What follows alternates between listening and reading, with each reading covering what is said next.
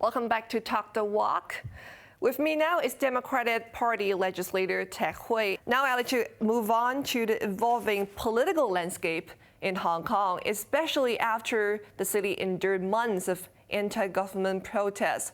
So we know a lot of young people spearheaded calls during the protests for democratic reforms, and a lot of activists, especially the young students, made themselves known during this months-long exercise.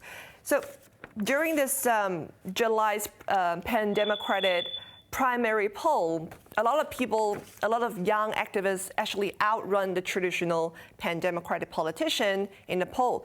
But you clinched more than 28,000 votes in Hong Kong Island, and essentially making you the only pan-democrat that outrun localists and young activists in your constituency. Some people might say that you have deviated from the moderate pan-democratic camp and has been catapulted at the forefront of activism.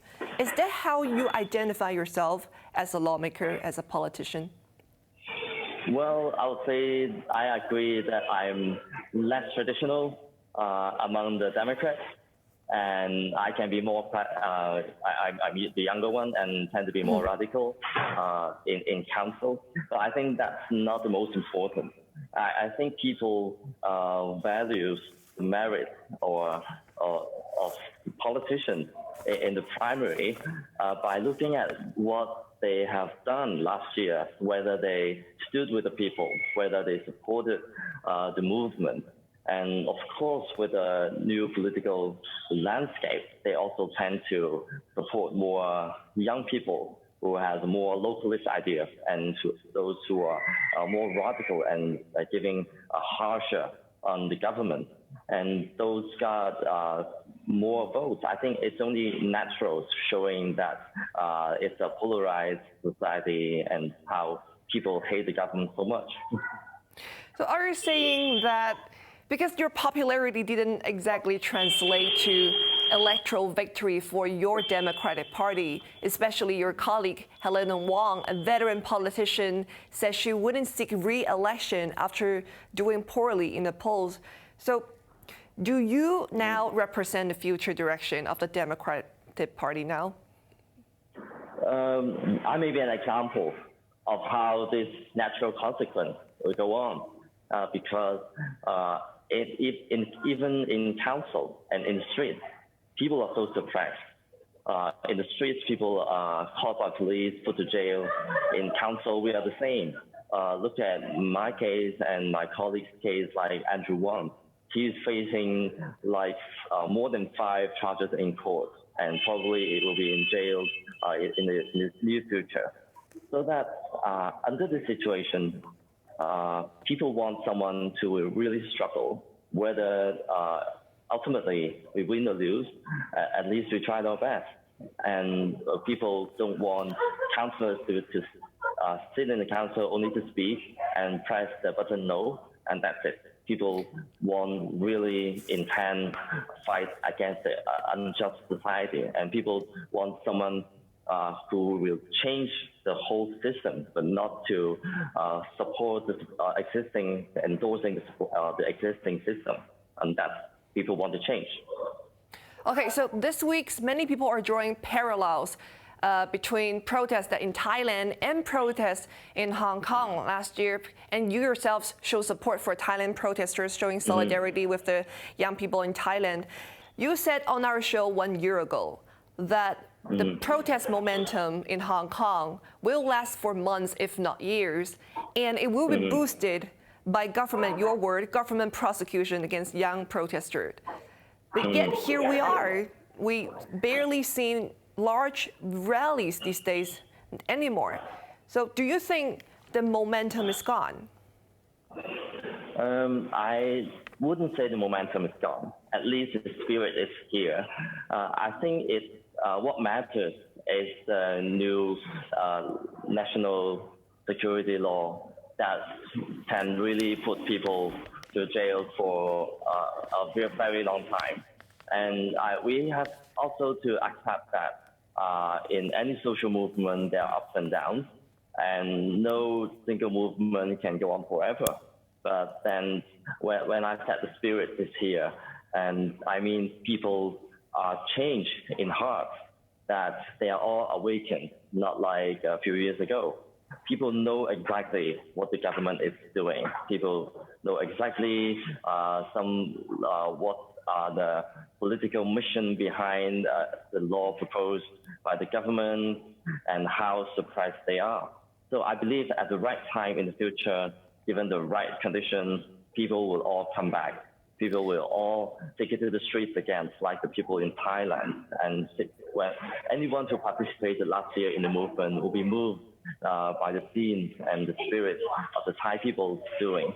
So it's also important that we speak for the international community, we speak for democratic movement in the world, and hoping that they will speak for us as well. I think it's a wave and it's a trend that no authoritarian government can defend. Right, so you talk about national security law, which brings us to the topic of relationships between Hong Kong and Beijing after the social movement. So, you know, like protesters, when they started the anti-extradition protest last year, they said they were up against the growing Beijing's influence, encroachment over Hong Kong's autonomy and judicial independence. And they try to protest so that Hong Kong government can compromise and become more Hong Kong oriented instead of just coddling Beijing. But, you know, Carrie Lam, the chief executive, postponed her policy address last week, essentially to appease Beijing. So what has the social movement have achieved? Do you think it's a fight that can be won? The social movement at least defeated the controversial anti-extradition law. And it's dead, and it's gone, and I don't think it will come back. But of course, in return, we now have the national security law. And I think the government, the movement last year put the government and put Beijing to go to the extreme of suppressing people. And I think, of course, it's not a good sign. And of course, it's not the consequence that we want. But at least now the Beijing and Hong Kong government has to be blunt with us, that it's the power they need to govern us. It's not the interest of people that they are taking care of. And the international community is seeing this and is responding to this. And so I would say, of course, the movement last year also, as I said, awakened the people. Now people are surprised by the new law, but we'll wait for the chance to rise again. So the government plans to allow mainland Hong Kong people who's living on the mainland to vote in elections. Your colleague Helena Wong said, well, let's make it fair. Let's allow everyone, every Hong Kong citizen living overseas to vote. What's your thought on that? Of course, it's extremely unreasonable for the government to allow Hong Kongers who live in mainland to vote, because as they live in mainland, that's their home. So what's the point of living in, for example, in Shanghai and voting for a small constituency in Hong Kong Island? You don't even live there, and that's one point. And second is when you allow voting in mainland China. So what are the laws that are applicable to that situation? If there's electoral fraud and if there's complaints, who will be responsible for enforcement? No, not the Hong Kong officials, but mainland officials, mainland security police, and we don't trust them. I think it's only destroying the fairness of Hong Kong elections that people used to believe in, and people make use of the election in the past to really make their voice heard. But now people would think that, oh, well, this is not a fair game anymore. And so people's trust will be lost. And so it's totally just not feasible. I think the government, why is the government introducing it? Because they think that it's their source of hope. They want to outnumber us. after the anti-extradition movement. They know that people's hearts changed. They support the Democrats. Also, we had a landslide win in the district council elections. The government doesn't want to repeat that, so they are making way of new source of votes. And so I think that's their plan, and we must stop that.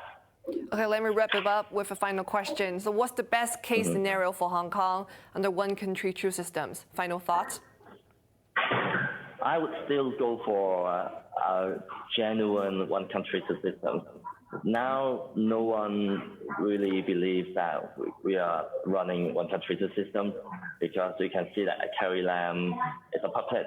And even addressing a policy address, she's delaying it, waiting for orders from Beijing. And of course, every move is controlled by Beijing. Beijing even set up another office, national security office in Hong Kong that the Hong Kong Electoral and Hong Kong public cannot monitor at all. So that it's sad. It's very sad, but I think most people would still rather go back to the past and then fight for universal suffrage and then to go for independence, I would say. But people's hearts dead, our hearts died. We have no hope for the government to give us what we deserve.